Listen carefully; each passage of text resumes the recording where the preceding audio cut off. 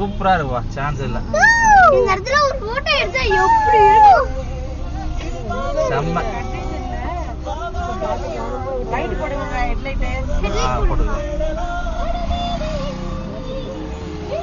Photo அதனால எடுக்கலாமா?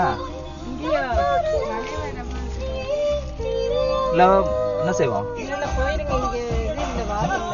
என்னக்கா? நல்லா இருக்கு. பின்னாடி வர காரு தெரியவே இல்லை. ஹெட்லைட் போட்டுறீங்களாங்க? அது மேட்டர் இல்ல.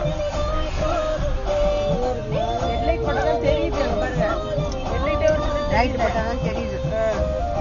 வண்டி வரது தெரியுதும்ல.